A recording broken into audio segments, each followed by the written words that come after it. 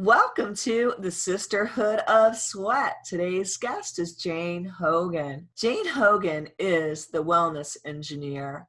She designs personalized solutions for people who want to take control of their joint pain naturally, regain freedom to thrive confidently, and live their best lives. Her personal experience of overcoming crippling rheumatoid arthritis led Jane to leave a nearly 30-year engineering career and become a functional medicine certified health coach.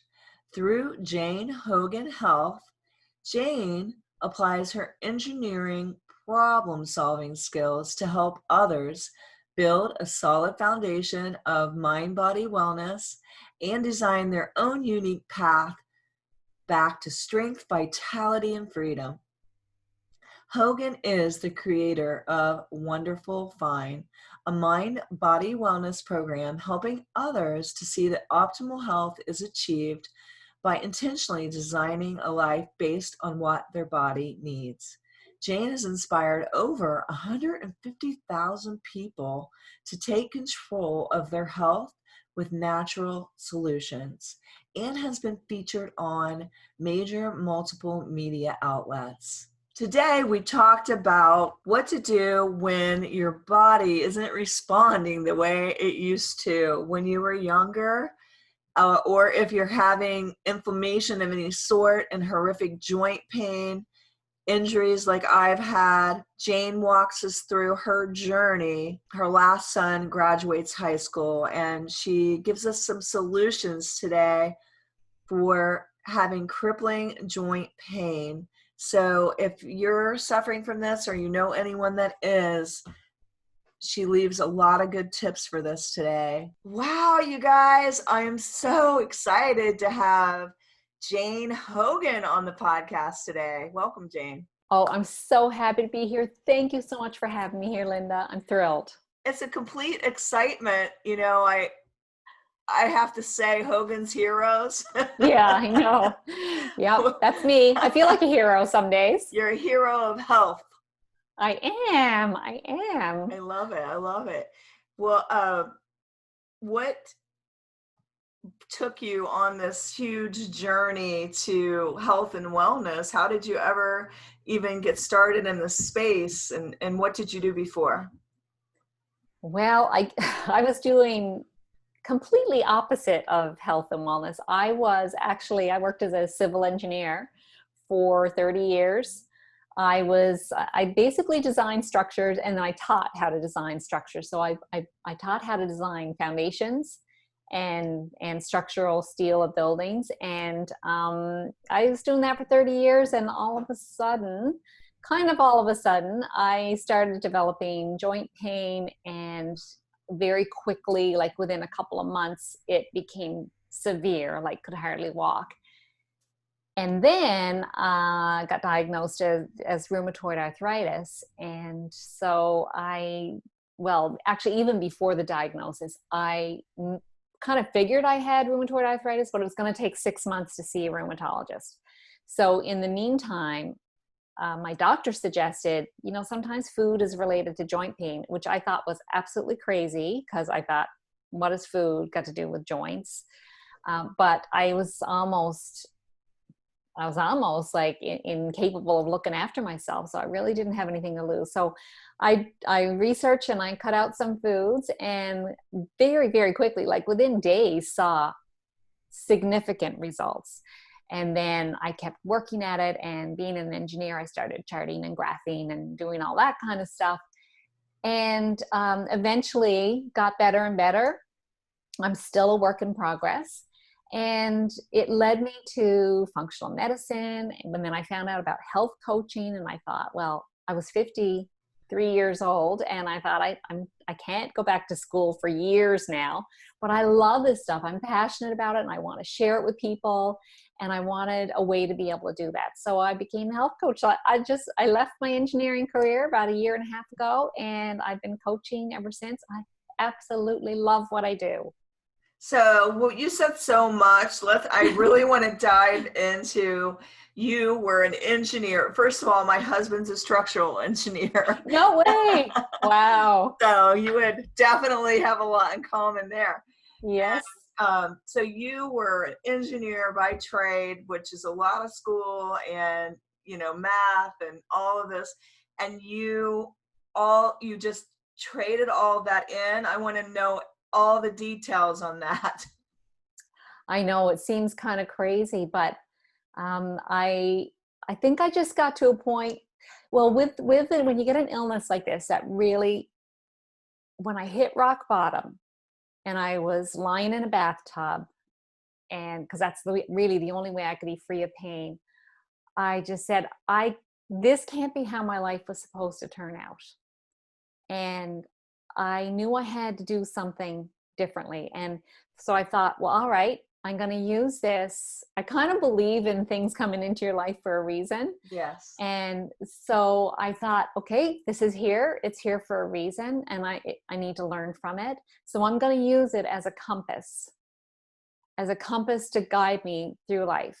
So anything that didn't support getting well, I didn't do. I only moved in the direction of things that supported me getting well, which means part of that is feeling good, right? Doing the things Right. that make you feel good. Yes. So that's kind of how it happened. I just kept following this compass and picking the route that felt good physically, felt good emotionally, felt good spiritually. So that's quite a journey. Now, earlier when we were chatting before we started, you said that you were always working, you chose a lesser career. Walk us through that. Well, I did engineering. A big reason why I did engineering was that my father was an engineer, and my sister was an engineer, and so I became an engineer, and I did like it. I did enjoy my engineering career, but honestly, now I realize that it was not really my true calling. I actually went into teaching engineering, and I think teaching is my true calling because that's what I do now. I love to teach people. Um, but engineering wasn't quite it, but it was a great career, and I taught because it allowed me a lot of like summers off and vacation time around my kids. I had a bit more of a flexible schedule, so I could be there for them. I could be there for like the reading circles. I ran the chess club at their school. I was president of the swim club. I was the meet manager for the swim meets, and I could do all those things. So I gave my life to raising my three children, and I absolutely As a loved it. lot of moms do. Yes, and I love doing it, and it still is the most important role of my life. And in fact, I think everything that I'm doing now is still for my kids because I want to show them resiliency and how you can still rise up and follow your dream no matter what happens to you. You just keep figuring things out. And so earlier you were saying you followed your heart, Mm. and that's hard for a structural engineer. It Because you're is. all about facts, numbers, Yeah. definite things. It's funny because I've always had this other side to me, Linda, where I was interested in things like I was interested in energy medicine. Like I'm a level 2 Reiki practitioner. And I was always interested in spirituality and personal development. All of these things were the other side of me that was totally different than the facts, figures, graphs, charts, mathematical equations type of person. But they're both sides of me, and I love both sides of me. And there's so many sides to all of us, all the listeners Mm. out there, all the women out there. And I know so many of you, because as I did, work your schedules around your family, around your children. And at some point, they do grow up. They do. So, and mine have. And so many times women are left with what is left for me, or what do I want, because they've been focusing so hard on what everybody else wants for so long that they don't even know what they want. So what steps did you take to then realize this is what you truly wanted?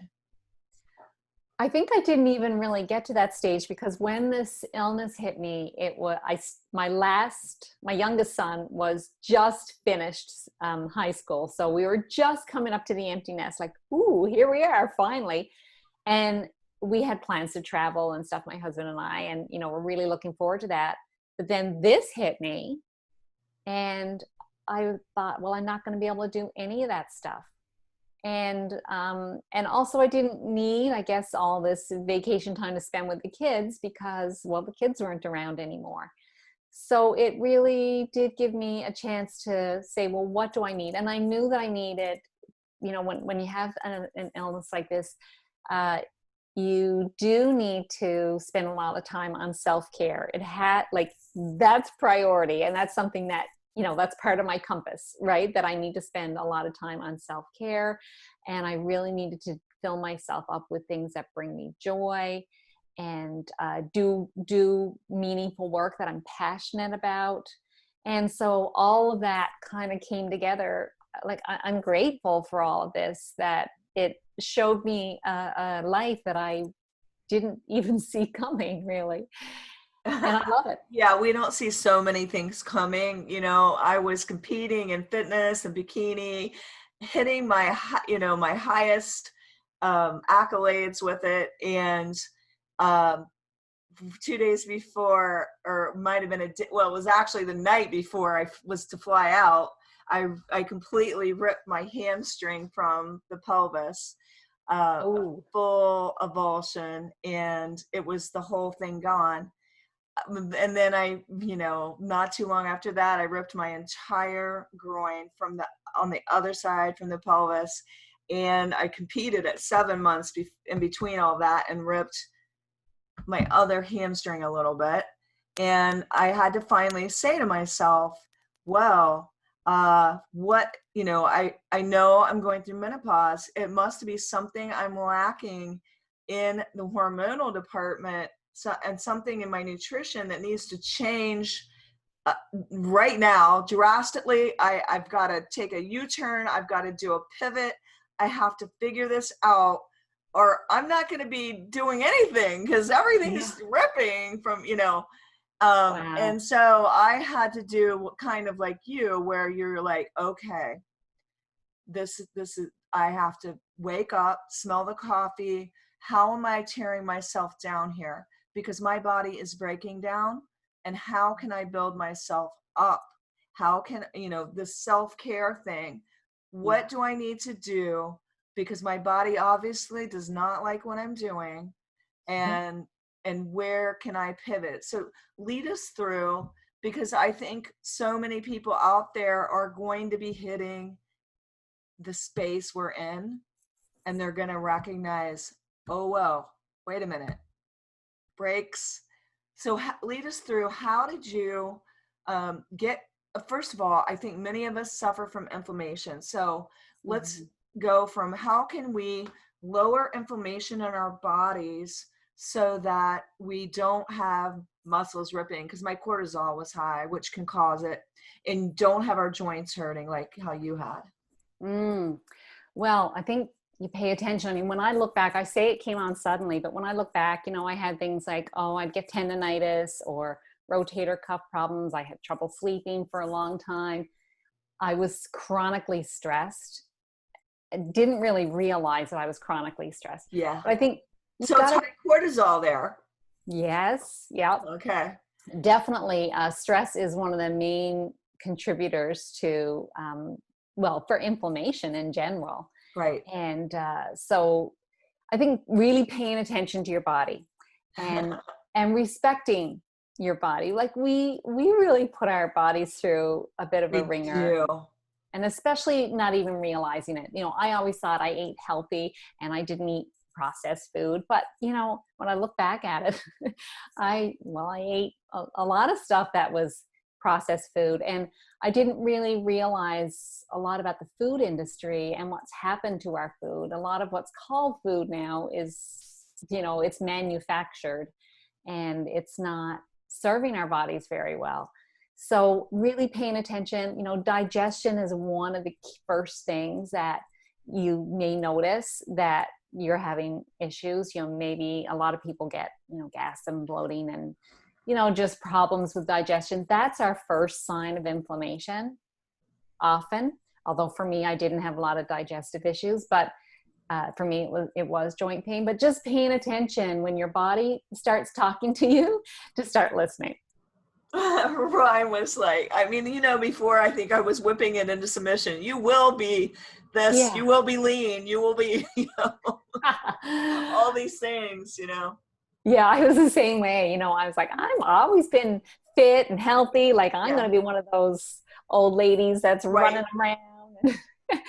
But, I think we need to respect as we're getting older that it's not so much that we have to accept that disease of aging are inevitable. It's not that, but accept that we probably have not been treating ourselves as well as we should have for a number of years, and it's caught up with us. And now we need to do something about it. Right. And what are some of the things that you did about it?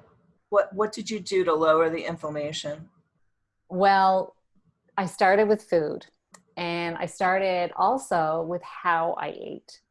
A lot of us eat in a really rushed state.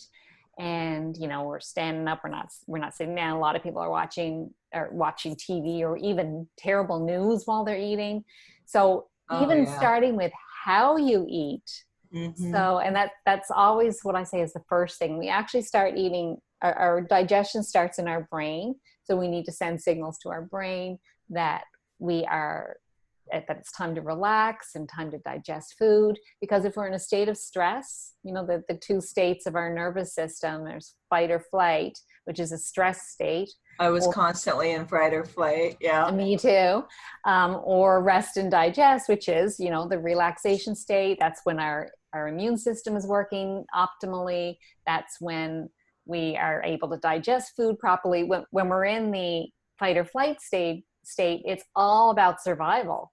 And so everything else is taking a back seat. And so you can get your digestion slows down. You can get bacterial overgrowths. You can get, your body just doesn't fight things off as well. You can get leaky gut, all those kinds of things. So first of all, just start with how you eat. Slow down, relax, chew your food, those kinds of things. And then look at what you're eating. And I remember seeing some expression like, don't eat anything your grandmother wouldn't have recognized as food. We have a lot of food now just look at the labels, look at the ingredient labels and see what's on there. If there's things you don't recognize, it's probably things that aren't good for your body, and a lot of stuff is made to have a long shelf life. In other words, bacteria killing. Well, we have a microbiome of bacteria in our gut that, we need that to survive. It needs to be healthy and strong. So when you put bacteria killing anything down there, that's not going to help. Medications, of course, can really mess with the gut microbiome as well. So I think, so the first thing, how you eat. Secondly, start moving more towards eating real food. Eat a rainbow of vegetables. If you can get grass-fed or wild or pastured proteins, that's the best, because we actually get a lot of chemicals, antibiotics, and things like that in what I would call factory-raised meats. And so that's a great place to start. And then, so aside from food, like stress is a really big one. So do whatever you can to reduce stress. Whatever that is, like it might just be as simple as sitting down, just breathing deeply into your belly, because we don't breathe into our bellies very much. A lot of us have turned, I did, turn into a chest breather. Talking about that, about how people don't even know how to breathe anymore. It's terrible. I mean, we're getting air in, but we're not breathing right down into our belly, which is so important again for just well, we get lots of oxygen in. It also stimulates the vagus nerve in our digestive and gets our digestive system, gets a communication going between our brain and our gut. There's a lot of communication going on there through the vagus nerve. And that happens, like it's stimulated when we take the big deep breaths. So people can just, if I say, take a big breath, just notice, does your chest rise up or does your belly go out? If it's your chest rising up, then that's probably a sign that you're a chest breather, and just practice. Hold your hands on your belly. I find it really helpful actually to breathe out first, or like squeeze my belly in first, and then I can take that breath and then puff out your belly like a balloon. And then belly breathing. Yeah, belly breathing. And when you do that, it kind of forces you to slow down your breath too and lengthen out your breath, which is really good for health. So just trying to even do that 3 times a day, 3 breaths 3 times a day is a great starting point. So what about sleep? How important was that to your inflammation decrease? Oh my goodness. Yeah, sleep was so important because, well, actually you need to sleep to heal. Healing happens when you sleep. Your immune system gets strengthened when you're sleeping. So sleep was huge. I really had to, that was a hard one for me to accept, that I had to get to bed early every night. And it wasn't just like on the weekends or just on weekdays. I also had to commit to it on the weekends. Like before 10, Yeah. Yeah. So yeah, that's what I do now. It's I go to bed early all the time and I love it. And I had a great coach. She kept saying, oh, I see cortisol. You need to be sleeping. You need to be doing this. And how is it that you told me that you had a stress level of 1 or 0? Do you not recognize stress? Because she'd be like talking about what was going on. And she was like, there's no way you didn't have stress that day. So like it was also learning to recognize stress, which I think if you're used to being in it, you don't even know, until you go on vacation or you go to the beach, and then all of a sudden you're like, oh my gosh, it's nice to relax. I remember going on vacation like years ago, and when I came back, people said, your face looks different. You don't even realize how much you're holding stress all in your body. And even now I'll catch myself, I clench my belly and I have to consciously go, okay, just let it go. So yeah, I think that awareness is a really big key that you mentioned there. Just getting awareness. Asking yourself, how do I feel right now? How do I feel in my body right now? Or if you know that you're in a stressful situation, ask yourself, where do I feel it in my body? And then really trying to release it from that part of your body. Because when we hold in stress, it creates physical pain. It will come out as physical pain somehow. Because so many of us are eating our feelings. Yeah. We're stuffing down our feelings. If we're not eating our feelings, we're stuffing them down, and the body knows your mind. This is a book, by the way. And so whatever is going on is going to show somewhere in your body if you're not actually calling the emotion or the feeling or the thing out. Yeah. And dealing with it. Yeah. Journaling is a great way to try to relieve some of that, get really just free form, just get things out of you. There's other modalities as well, like tapping. Have you heard of EFT tapping? I have heard of it. I don't know how I had a bad experience with that, so I'm probably really not a fan, but I've heard of it. I know people do it. Yeah, I think it makes sense. I've done a little bit of it, and I had a great coach that helped me with that, and I found that really good. Like, especially the first time I did it, it was just like I was bawling, and it's like, oh, I did release emotions, so that was really good. Okay. Things like, go ahead. Things like I've been hard on myself for far too long. Like, just those kinds of words were like, that would just like really hit me, because I knew it deep down. I knew it was true. Oh yeah, we're all too hard on ourselves. Yeah. For the most part, I think. Yeah. I'm And getting better at it now. being an engineer, you're probably somewhat of a perfectionist, I would think. Yeah, well, and being an engineer and a woman, a lot of us are perfectionists, right? Right. It's kind of goes along with the territory because if you're not perfectly designing a building, it could hurt people. I mean, True. you know, Can't be off by a decimal point. yeah. So I know these things. So, so you released all these emotions, and what did you do, like specifically? What types of foods did you cut out to make the difference so that your joints stopped aching and this rheumatoid arthritis didn't take over? Mm. Well, what my doctor recommended right in the beginning was gluten and dairy. And so I just stopped those cold turkey. And I really cut out sugar at the same time because I didn't have a lot of sugar anyway, but I did have it like in baked things. And it was probably in things like crackers and stuff like that. So, so that was where I started, and that was where I saw the biggest difference. Like gluten really is inflammatory. It and if you have inflammation at all, like it's just to me, it's just like it's got to go. Why would a lot of people don't want to do it, I suppose, because they can't imagine their life without it. But there's lots of great recipes out now for replacements of food, and I don't miss it at all, actually. So Yeah, I that don't. On my plans in the Sisterhood of Sweat, we don't have gluten, we don't do dairy, we don't do white flour, white sugar. yeah, Like, and some grains are still, yeah. not so great. Yeah, I don't eat a lot of grain, and I've tried different things, Linda, along the way. I read one book and say, okay, let me try that for a while, but it seems like it's pretty common when I read a lot of these different doctors uh, that are in the functional medicine field. There, grains are a problem. Dairy is often a problem for a lot of people.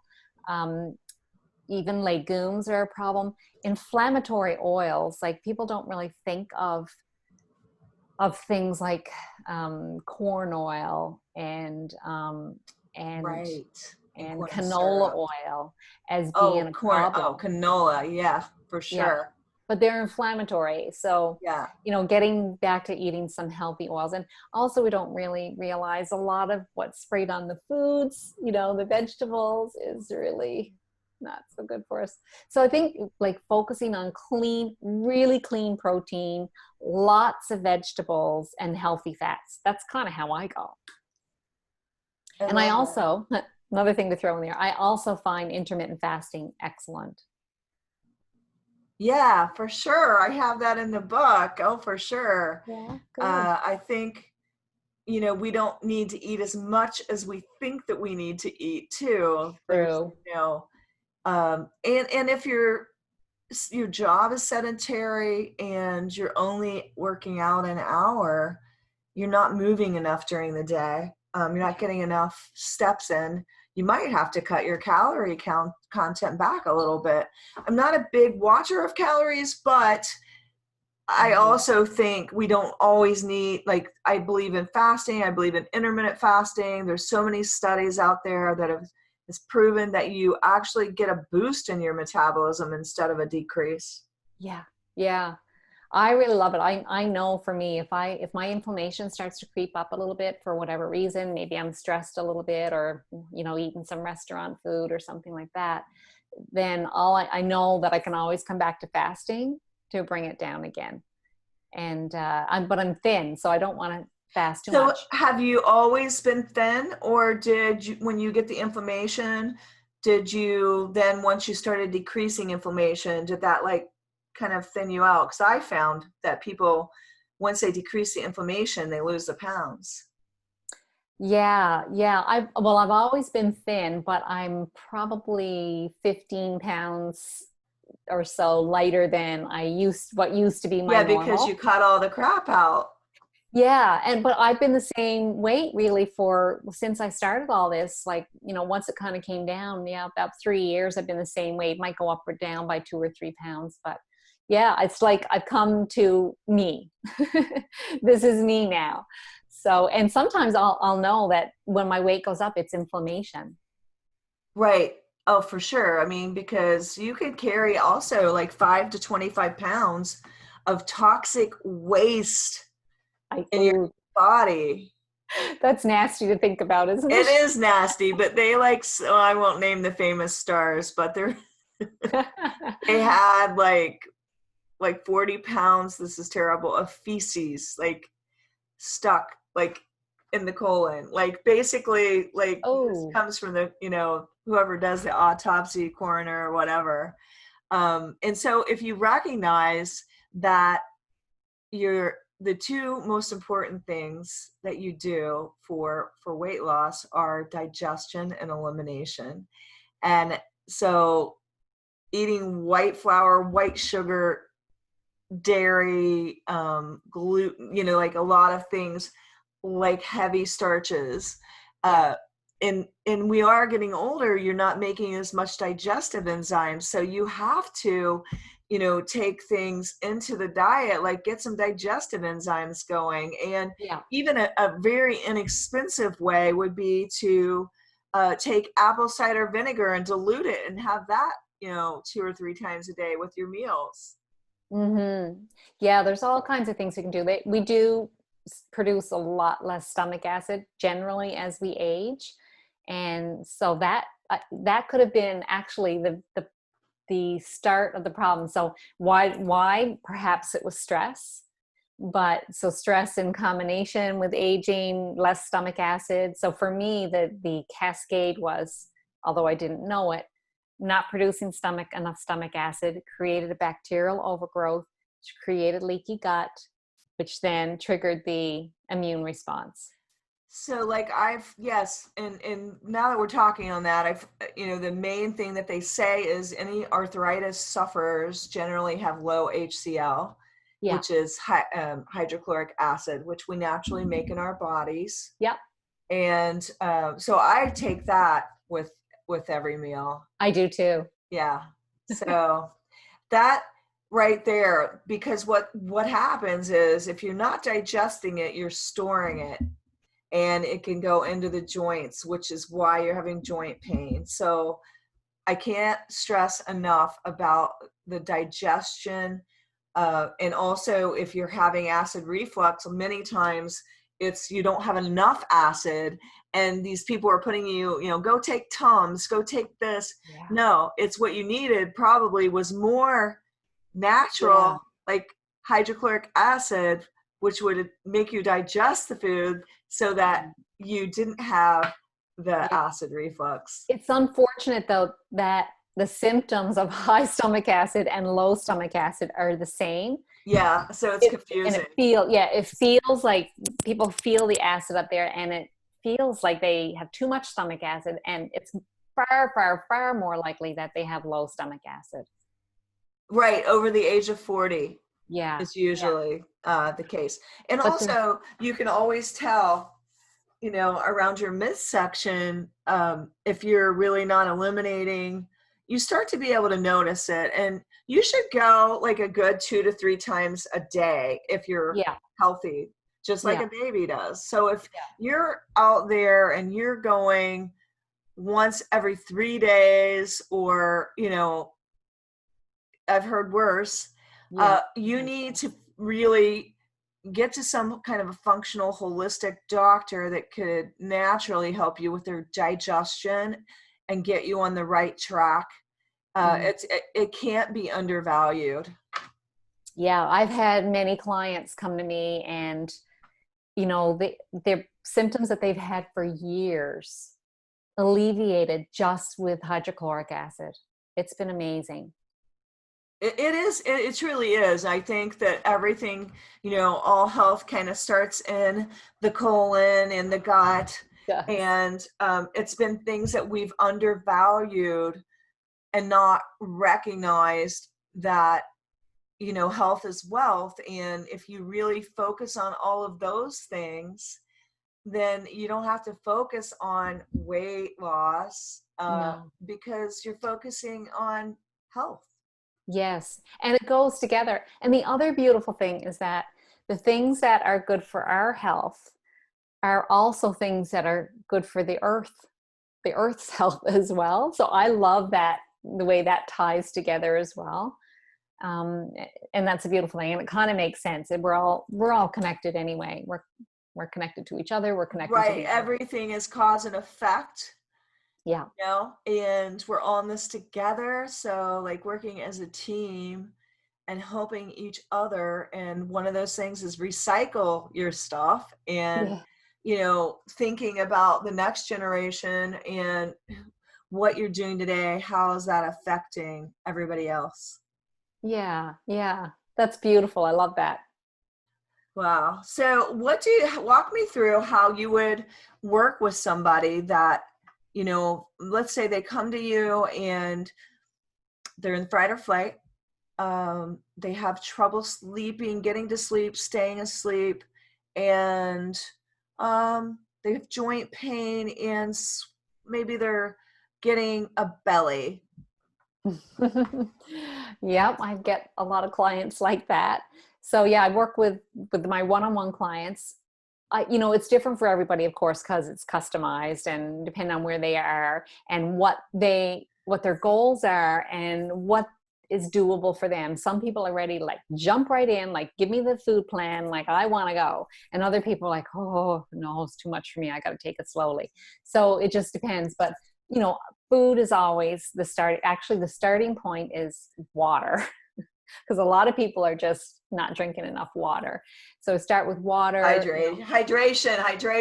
Yes, yeah. Because if you're not drinking enough water, you're not going to digest very well. Yep. I'll have a sip of my water now too. Can you see?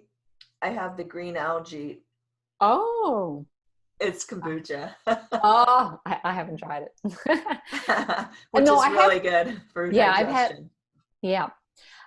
So yeah, we look at that. So switching them to moving towards a clean eating plan. And I have the resources of the Institute for Functional Medicine that I've been trained in. So we'll pick a food plan based on that. And start working on stress as well. So that's kind of the first two that I would start working on. What are your goals? What do you want? What's your why? Because if people don't have a motivation for doing it, an intrinsic motivation, they won't stick with lifestyle changes You because always lifestyle have to changes have a are hard. good why. Yeah. Now, most of the time, the people that are coming to me, it's because they're in such pain. Pain is a great motivator. So, Yeah, pain is a right. great motivator. Yeah. So we work on that stuff and then we'll start adding in some movement and talk about other things. Relationships are so important. Sleep, setting a regular bedtime routine, what you do the hour before going to bed. There's just so many different ways we can approach all this. And then it's all woven together and it all comes together so nicely. Like I know in the first 6 weeks, always there's a huge difference for most of my clients, which is pretty amazing. I'm not surprised, but I still am always amazed.